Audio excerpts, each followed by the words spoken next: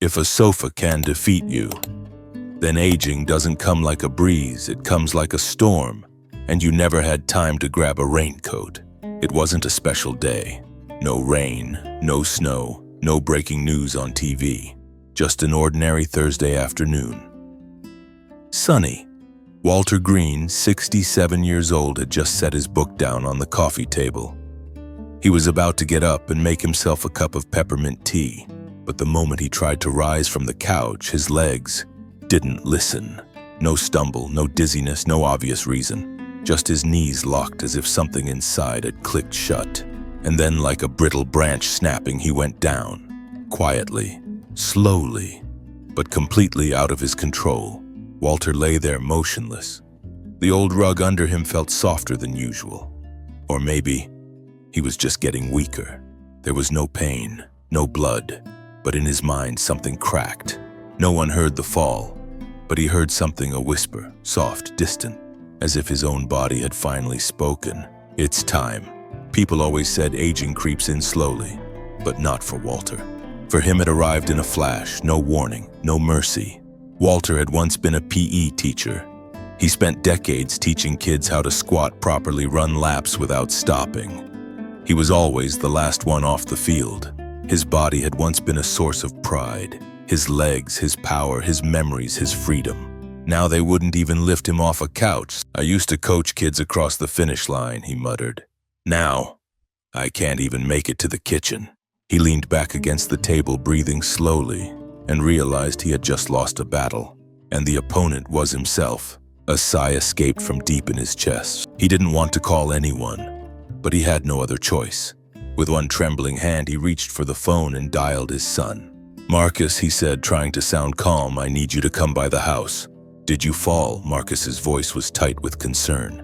"No, I just got beat by the couch." 10 minutes later, Marcus arrived. He didn't say much. The same boy who had once wobbled on his first bike in the backyard now quietly helped his father up. Cleared the unmade tea. No one said a word, but in his son's eyes, Walter saw something he didn't want to name. Worry and maybe sorrow. That night, Walter didn't sleep. He sat alone in the dark, hands cupped around a cold cup of tea, his chest hollow. His legs still ached faintly, but the pain wasn't what scared him.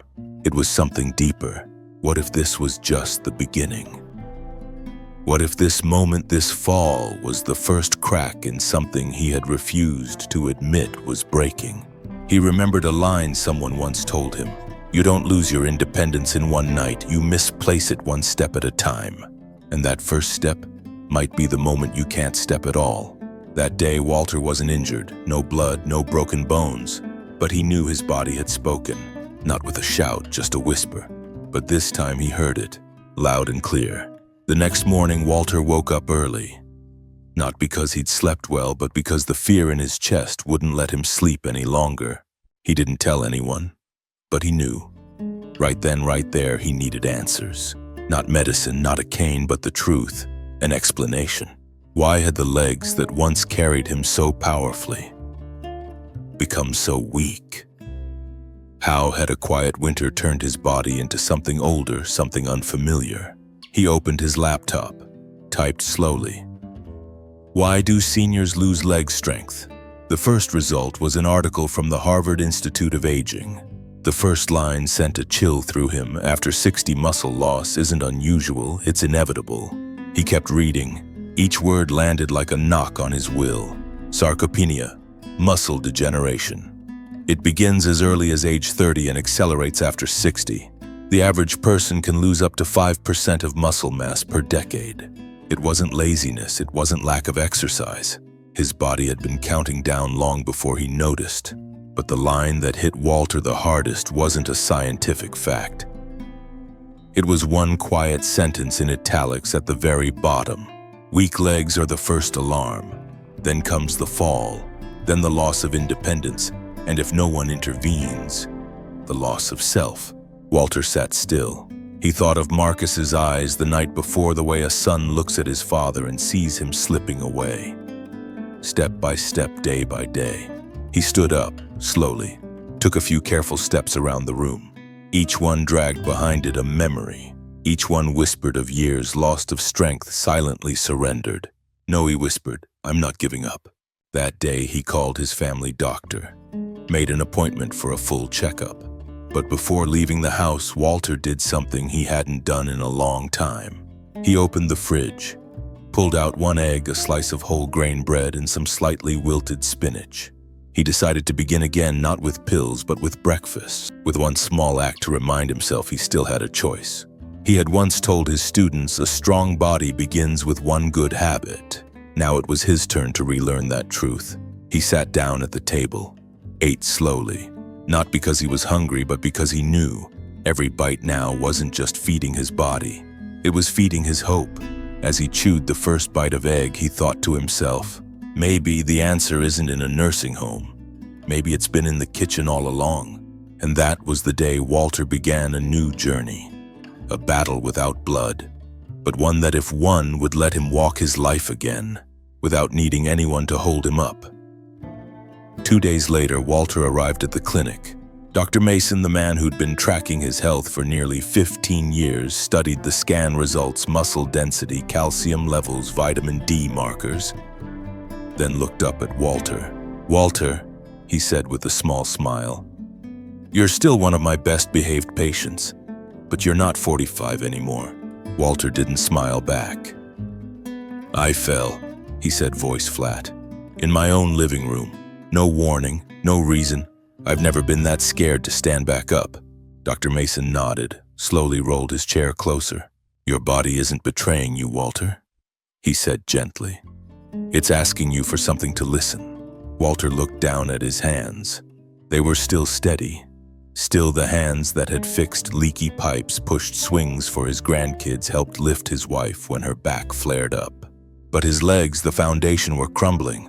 "I'll do whatever it takes." "Mason," Walter whispered, "as long as I don't end up in the same wheelchair I used to push my mother in. Then we begin with 2 things," the doctor said, smiling again. "Food and movement." That afternoon, Walter went home with a small notebook.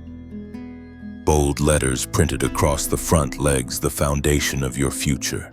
Inside, the very first line read, "The first thing you need to feed isn't willpower, it's muscle." He opened the fridge and started jotting down what to buy: eggs for all 9 essential amino acids to rebuild muscle, Greek yogurt for better digestion and faster absorption of nutrients, and salmon, the food his wife once called for people planning to live a long time. He went to the grocery store with a handwritten list, not to fill a prescription, but to gather the bricks for his new foundation. Dinner that night was the simplest thing he'd cooked in years. Soft-boiled eggs, a handful of spinach sautéed in garlic, and a small piece of grilled salmon. No fancy spices, no elaborate prep, but every bite he chewed, slowly, intentionally, as if he were rebuilding every fiber of muscle his legs had forgotten they owned. Then he put his fork down, pushed the chair back, turned, and began to walk. One slow loop around the living room, each step a quiet promise. "I won't let these legs fade into silence," he told himself. "They spoke to me, and I will answer." There was no miracle that day. Walter still walked slowly, still needed to steady himself against the wall to get into the bathroom. But for the first time in weeks, he felt something he thought he'd lost: agency. That night, he didn't turn on the TV. He sat under a warm yellow lamp, rereading Dr. Mason's little notebook. And he underlined one line: "Strength is not something you're born with. It's something you rebuild with every meal, every step, every single day." The next morning, a light rain was falling. Walter woke up at 5:30, earlier than usual. He sat by the window, watching the misty drizzle tap gently against the wooden porch. No alarm, no voice urging him from the outside. Just a quiet whisper from somewhere deep within. "Begin." Walter walked into the kitchen and made breakfast: a soft-boiled egg, Greek yogurt, and a little quinoa he'd soaked overnight. Not because he was a foodie, but because he'd read that quinoa isn't just a whole grain, it's a complete source of protein. And for older adults, that kind of protein, often missing in soft bread and bland soups, was vital. After breakfast, he changed into an old workout shirt, the one with Coach G printed across the chest. A gift from his students when he retired. He wasn't a coach anymore, but he remembered what he used to tell his players: every journey begins with the first step, even if it trembles. He pulled a chair into the middle of the living room, gripped the back of it, and began the first exercise Dr. Mason had assigned: sit down, stand up, 5 times. The first time his knees creaked like an old door. The second time he wobbled. The third he sat down so slowly it made him chuckle. But on the 5th try he paused, wiped the sweat from his brow, and smiled softly. I'm still here. That afternoon he pulled out an old yoga mat his wife had left behind, laid it flat on the floor, and tried a balance pose standing on one leg. 10 seconds. Eyes open, arms stretched out. Not bad until he closed his eyes. Within 3 seconds he staggered. He dropped onto the chair, breathing hard. But instead of feeling discouraged, he laughed, like a kid trying to ride a bike for the first time. Balance, he whispered, isn't just for walking, it's for living. That evening he called Marcus. You started training already? Marcus asked. Yeah, Walter said. Sit, stand reps, 1 leg stands. I look ridiculous. You don't, Marcus replied, voice steady. That's how you keep going. Walter went quiet. Something in his son's voice cracked him open just a bit more. A week passed. He repeated the simple routines. Each time he walked from the living room to the front door, he logged it in his notebook. Today I stood longer. Today I didn't need the chair. Today I took 2 more steps. No one saw the progress. There was no applause, no medals, no one filming. But inside they were victories. Then one morning he decided to walk outside around the block. For the first time in months, the air was crisp. Dew still clung to the tree branches by the porch. Walter put on a coat, pulled on his cap, and walked. Not fast, but steady. Along the sidewalk, he ran into Mrs. Edith, his elderly neighbor, always pushing her bicycle in the mornings. She stopped, surprised.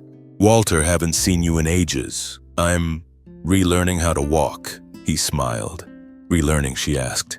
Yeah, he said. Not because I forgot, but because this time I want to do it right. Walter was walking through the park when something unusual caught his eye. A man maybe around his age, wearing a bright green workout top, was bouncing lightly on a small trampoline in the middle of the grass. Not doing strength training, not yoga, just gently bouncing, steady, rhythmic, like a kid on a playground. Walter stopped, intrigued. The man noticed his stare, smiled, and waved him over. Rebounder, he said. Ever tried one? Walter shook his head. Never seen anyone use that, except children. The man laughed. That's what most people think. But I'm 68. I fell twice in 3 months, lost my balance. My legs got weak. Doctor told me if I didn't rebuild my calves, I'd lose my independence. Walter blinked. And that thing helped you? Not just helped, the man said. It saved me. Walter said nothing. His eyes fixed on the man's legs, bouncing gently, not straining. No heavy breathing, just a quiet, steady rhythm. But behind each bounce, a nervous system was lighting up. Blood was being pumped back to the heart. Legs were relearning how to be engines again, engines for life. I thought the heart was the only thing that pumped blood. Walter said softly. Nope, the man replied. Your calves are your second heart. Without them, blood doesn't return to the heart efficiently.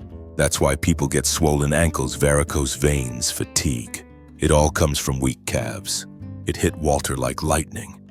He thought back to the numbness, the dull aches in his legs, the heaviness, the discomfort no one could explain. No one had ever told him that calves mattered this much. Can I try it? He asked. The man nodded. Walter stepped onto the rebounder. At first it felt strange, like standing on a small wave. He bounced lightly, very lightly. A new feeling, not walking, not running, just rising and falling and rising again, as if his heart was relearning how to beat. After 2 minutes he stepped off, breathed slowly. How'd that feel? The man asked. Walter smiled faintly. I feel alive again. That evening he went home and ordered a rebounder. Not a fancy one, just something solid, soft, safe. And the next morning he began a new ritual, 10 minutes. Right after breakfast, bouncing, breathing, No music, no applause, but in his heart he could hear his legs whisper, "Thank you." After just 1 week, Walter noticed something strange. The dull pain in his legs began to fade. The swelling in his ankles eased. He slept deeper, and most importantly, he started to believe in himself again. That same week, he discovered something else. His recovering calves weren't just helping him stand. They were helping him remember. Remember what freedom felt like, what control felt like, and something he hadn't thought about in a long, long time, that he could still move forward. Walter never thought he'd be excited to go grocery shopping, but that Saturday morning he stood in the middle of the produce aisle like a kid in a toy store. "I need protein, omega-3s, fiber, vitamin D, magnesium. And that red thing over there," he said to the young clerk, pointing to a basket of beets. "Beets," she laughed. "Just got a fresh batch in today. Great for the heart, you know." "I'm working on my legs," Walter replied. "But hey, helping the heart can't hurt." Back home, he lined up each food item on the kitchen counter like lining up a team before battle. Eggs, his faithful companion over the past few weeks. He treated them like part of a morning ritual, now boiled just right, a dash of black pepper, always with leafy greens. Greek yogurt unsweetened, because he knew mussels don't need sugar, they need truth. Salmon, he'd learned to roast it with olive oil and lemon slices, not fry it like he used to in his younger days. Then came the quinoa, tiny but resilient, much like the willpower that got him out of bed each morning. He poured the quinoa into a pot, let the subtle aroma rise, and reread a passage from a book Dr. Mason had recommended. Mussels need fuel, and the best fuel doesn't come in a pill, it comes from a decent meal. After lunch, he turned to the beets, washed them, sliced them, roasted them with a little olive oil. When he took his first bite, he was surprised by the gentle sweetness, unlike anything he'd tasted before. But what surprised him more was how alert he felt a few hours later. He looked it up online and read something that made him go still. Beets contain nitric oxide. They help dilate blood vessels, improve circulation, especially to the legs. So those little red slices, he whispered, might be exactly what I needed. The next evening, he added sweet potatoes to his dinner, a potassium-rich food that supports muscle contraction and helps prevent cramps. He peeled them, sliced them thin, and roasted them with cinnamon and thyme. The meal was simple, but it felt like he was rebuilding broken walls inside himself. Then came the spinach, the very vegetable his wife used to beg him to eat. He'd always made excuses. Not this time. He rinsed it clean, sautéed it gently with garlic and sesame oil. Nothing fancy, just enough to soften it. And this time he ate it not because he had to, but because his legs were calling for it. "I used to think strength came from dumbbells and bulging muscles," he thought. Turns out it begins in the kitchen. Within 2 weeks, Walter noticed something different. Mornings no longer started with stiff steps. At night, he slept more deeply, and on the rebounder, he bounced just a little higher. Only a few centimeters, but they were centimeters of hope. He didn't tell Marcus, didn't post online, didn't journal about it. But one afternoon, while standing at the kitchen counter slicing spinach, he laughed out loud just to himself. Who would have guessed?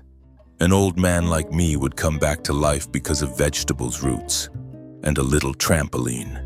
That afternoon, the sky was clear, glass clear. Walter felt better than he had in weeks.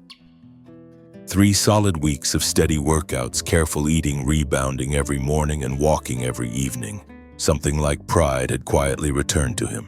He stepped outside in his new sneakers, walking briskly through the neighborhood. Past the bakery, past the gas station, toward the corner of the park where a few kids were kicking a soccer ball, and then a small stone slightly out of place on the edge of the sidewalk. Walter didn't see it, or maybe he did and thought nothing of it, but in a single split second his right foot rolled slightly. His ankle twisted just a bit and his body shifted forward. He stumbled, didn't fall, but had to grab the nearest street lamp to steady himself. His heart pounded not from pain but from panic. The memory hit him like a flash a month ago when his legs had given up and he fell like a rag doll to the floor. This time there was no fall, but Walter felt utterly drained. He stood still, breathing slowly. Sweat broke across his skin even though the day was cool. No one on the street noticed. Just an old man wobbling in the afternoon. Nothing remarkable. But for Walter, it was an earthquake. On the way home, his pace slowed. The energy he'd left the house with was gone. Each step now echoed with questions. Am I really getting better, or have I been fooling myself? Back at home, he sank into his chair, took off his shoes, lowered his head, and sat in silence. I should have been more careful. Maybe I wasn't ready. The sound of a spoon tapping gently against a glass of water startled him. He looked up, and there was her photo, his wife's picture always beside the jar of herbal tea. Her eyes somehow seemed to say, "Have you already forgotten?" Walter pressed his lips together, closed his eyes. He remembered the first time she tried walking again after her hip replacement. It had taken her 2 months just to stand without crying, and when he asked her why she didn't give up, she simply said, "Because every time you held me and I could still stand, I had won." Walter exhaled, then chuckled softly even as his throat tightened. "I didn't fall this time," he whispered. "I was just reminded." That day, Walter learned something new. Recovery isn't a straight line. It's a winding path with slopes, with stones, and moments where you step back before you move forward. The next morning, he still got up early, still bounced on the rebounder, still ate soft-boiled eggs and spinach sautéed in garlic. But this time, he didn't bounce high, just enough to remind himself, it's not about how far you go, it's about whether you show up again. After every stumble, that afternoon, he called Marcus. "Hey," he said, "yesterday I almost fell at the park. Are you okay? Did you get hurt?" "No, I'm fine, but there's something I want to tell you." "I'm listening." "I thought this journey was about getting strong again. But now I realize it's about getting my trust back." There was a pause on the other end. Then Marcus said quietly, "And you've done something most people quit before they even get close to." Walter smiled, and in that smile there was no grand victory, only a quiet truth.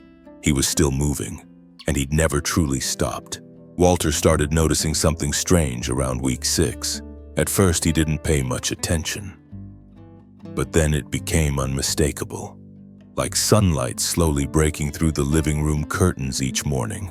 One afternoon, while chewing on a slice of roasted sweet potato and flipping through an old book, he suddenly stopped and remembered the full name of a former student, first name, last name, the class, the graduation year, someone he hadn't seen in over 20 years. It startled him. Not because he remembered, but because he felt the sharpness in his mind again. Something he hadn't felt in a long time. The next day, while getting ready for the grocery store, he skipped the usual shopping list. And at the market, he remembered everything. Eggs, salmon beets, spinach, yogurt, each item showing up in his mind like a lesson plan he'd once written on the board. "Am I coming back to life?" he chuckled aloud in the produce aisle. That night, he did some reading online, and one article in Neurology Today stopped him in his tracks. Lower body strength is directly correlated to speed and quality of cognition in older adults. Several studies showed strong legs protect the brain, because every footstep, every bounce, every balance wasn't just a physical act. It was communication, a signal to the brain. Walking, jumping, balancing. They lit up neural networks and even sparked the creation of new brain cells. "Strong legs, clear mind," Walter whispered. Who would have thought? He remembered just months ago the fogginess. Reading the same paragraph 3 times, getting up to grab his glasses, then forgetting why. Now he felt that fog lifting as if he were walking out of a heavy mist. Every morning, bouncing on the rebounder wasn't just for his legs anymore. It was a way to sweep the dust from his mind. And every step he took around the neighborhood, he wasn't just moving with muscle. He was moving with intention. "The body follows the legs," he muttered, "and the mind follows the body." One evening, while cleaning out the bedroom, Walter found an old journal tucked deep in a drawer beneath the bed. His wife's journal. He had never read it, because he was afraid, because he hadn't been ready. But that night he opened it. The first line read, "I hope that when you find this, you're still standing tall on your own 2 feet. Because I know you are stronger than you think." Walter froze. Tears rolled down without resistance. But it didn't feel like weakness. It felt full. and he understood something in his bones. Legs aren't just for walking. They hold balance. They carry memory. They lift not just the body, but the past and everything left unsaid. One early morning, while the rooftops were still blanketed in mist and the sun had yet to break through the trees, Walter zipped up his thick jacket, pulled on his gloves, and stepped out of the house with one quiet decision. Today he would join the Morning Steps group. It was a casual walking club for older adults in the neighborhood. Walter had known about them for a while. He'd seen them while picking up the paper, exchanged nods on the sidewalk, but he had never joined, never stepped closer, because he felt self-conscious. Afraid someone might ask, "Where have you been?" and deeper than that, because he wasn't ready to admit that. Not too long ago, he couldn't even walk past his living room, but today was different. When he arrived at Central Park, 6 or 7 people were already there. All dressed in athletic wear, chatting softly, hands cupped around warm coffee. The first to spot him was Gwendolyn, a few years older, always bursting with energy as if time simply refused to age her. "Walter Green, my goodness, you finally made it," she called out, beaming. He gave a modest smile. "Just seeing if my legs still keep their promises." A silver-haired man, posture as straight as a golf club, clapped him on the back. "Welcome to the club for folks who refuse to sit still." They began to walk, not fast, not slow. Each person had their own pace, but all followed the same loop. Walter felt something odd, a quiet sense of being carried. Not by noise, not by praise, but by the steady, unspoken rhythm of shared footsteps. As they passed the small lake at the far end of the park, Gwendolyn shared a story about the time she fell in her bathroom and lay there for an hour because no one was home. Another person spoke about relearning how to balance after a minor stroke. Everyone had their own version of falling. And in that moment, Walter realized something. Connection doesn't come from the moments you're strong. It comes when you're brave enough to share the moments you were not. After 3 laps, they took a break on a stone bench, passing around a thermos of ginger tea. No one asked Walter why he'd disappeared for so long. No one mentioned the walking cane that used to rest by his front door for months. They just listened as he talked about the rebounder, the beats, how spinach had somehow transformed his sleep. "My legs still shake if I try standing on one foot for more than 10 seconds, he confessed. "We call that the music of being alive," someone replied. "If there's still a tremble, the nerves are still playing. And if they're still playing, there's still hope." That evening back home, Walter stood in front of the mirror, not to fix his hair, not to check his posture, but just to look himself in the eye and say, "I'm back." No applause, no fireworks, just a quiet peace, as if something deep inside had been stitched back together, not muscle, but the thread that ties us to the world. Sunday, the sun was soft and gentle. Walter sat on the front steps, a book in hand, though he hadn't opened it. Inside, the sound of laughter rang from the living room, his granddaughter Layla playing with an old stuffed cat. The same toy his son Marcus used to carry everywhere as a child. Now it had found new life in smaller hands, weaving new worlds from worn-out yarn. Grandpa Layla burst through the doorway, her curls wild like a bird's nest. "Can we go to the park? Mama says I need exercise." Walter chuckled. "You know what, I need exercise too." And just like that, they set off hand in hand. The path to the park was familiar. He had walked it hundreds of times, when strong, when hurting, when shuffling, when limping. And now, steady. Layla chattered the whole way about a classmate who didn't share cookies, a teacher who could play the ukulele, and how the sky looked like vanilla ice cream today. Walter couldn't keep track of it all, but he listened. Really listened. As if every small word from that tiny voice was a gift he no longer took for granted. At the park, he sat on a bench and watched her play. She hopped between chalk squares, singing, laughing. Then she turned and shouted, "Grandpa, your turn."